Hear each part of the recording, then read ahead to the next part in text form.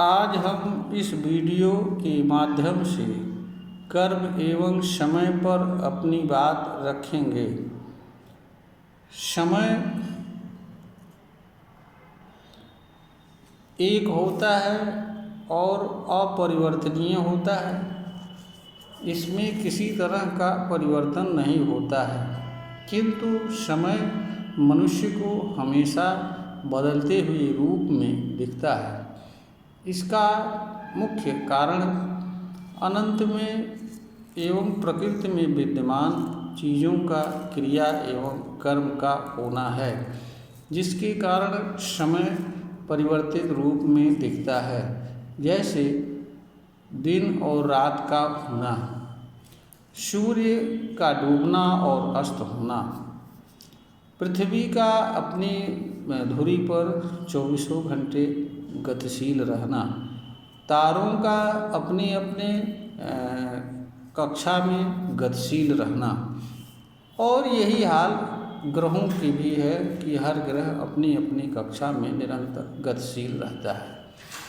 दूसरा कारण मनुष्य द्वारा समय को ज्ञान एवं समय की गणना करने तथा अनेक तरह के उद्देश्य की पूर्ति के निमित्त समय का अनेक रूप में विभाजन किया जाना भी है। इस कारण से भी मनुष्य को समय बदलता हुआ दिखता है, और यही कारण है कि मनुष्य के लिए कभी कभी समय अनुकूल प्रतीत होता है और कभी कभी प्रतिकूल प्रतीत होता है। जब समय प्रतिकूल प्रतीत होता है तो उसे लगता है कि जैसे उसका भाग्य खराब है, उसके साथ कुछ अनहोनी हो रही है जो नहीं होनी चाहिए। वस्तुतः जो भी मनुष्य जन्म लेता है एवं जीवन जीता है, कर्म तो करने का अधिकार उसके पास रहता है, लेकिन कर्म के माध्यम से जिन चीज़ों को वह प्राप्त करना चाहता है उस पर उसका नियंत्रण नहीं होता है। दूसरी चीज़, कर्म के माध्यम से मनुष्य जिन चीज़ों को प्राप्त करना चाहता है वह भी मनुष्य से भिन्न अन्य मनुष्य एवं मनुष्य से भिन्न चीज़ों के भी क्रिया एवं कर्म पर निर्भर करता है। उदाहरण के लिए, अगर मनुष्य को कोई काम करना हो और उसके लिए वो कोई समय निर्धारित कर दे और उस समय एकाएक बारिश होने लगे या प्रकृति में कोई ऐसी घटना घटित हो जाए जिसके कारण उस समय वह कर नहीं कर पाता है, तो इसमें मनुष्य का कोई दोष नहीं होता है, लेकिन मनुष्य से जो भिन्न बाह्य कारक होता है वह जो है मनुष्य को कर्म करने में अवरोध उत्पन्न कर देता है और मनुष्य अपना कर्म नहीं कर पाता है। इस कारण से उसे कर्म का परिणाम नहीं प्राप्त होता है।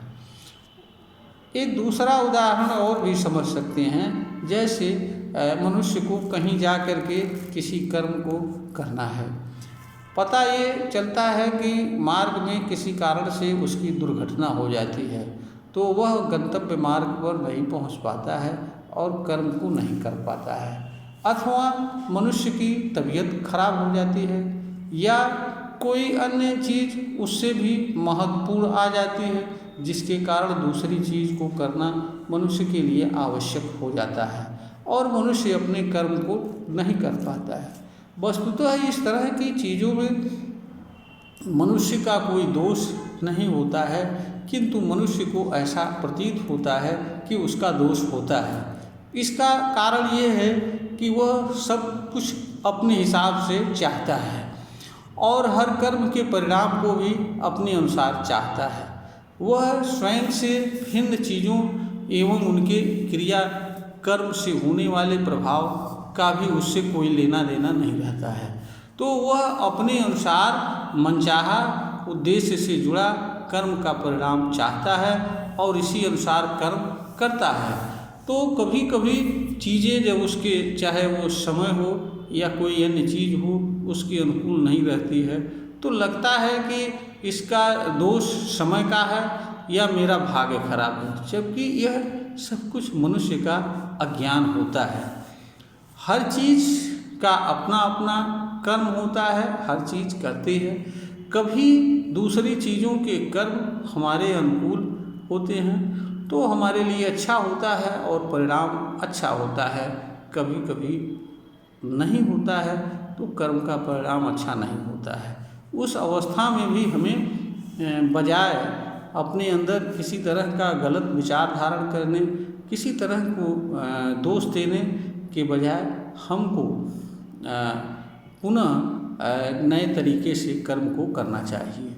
जहाँ तक समय की बात है, अगर समय ऐसी स्थिति में आ जाए कि मनुष्य कर्म नहीं कर सकता है या मनुष्य के लिए कर्म को करना लाभदायक नहीं हो सकता है, या जिस कर्म के माध्यम से जो चीज़ वह प्राप्त करना चाहता है वह प्राप्त नहीं हो सकती है, तो मनुष्य के लिए यह आवश्यक होता है कि वह उस समय स्वयं को किसी दूसरे कर्म में नियोजित कर ले और जैसे ही समय अनुकूल हो वह कर्म प्रारंभ करके कर्म से जुड़ी चीज़ को प्राप्त करे।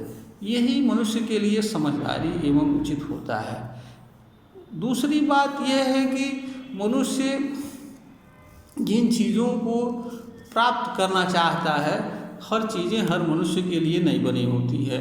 हर मनुष्य के जीवन का उद्देश्य अलग अलग होता है और इसीलिए हर कर्म हर मनुष्य के लिए बना नहीं होता है।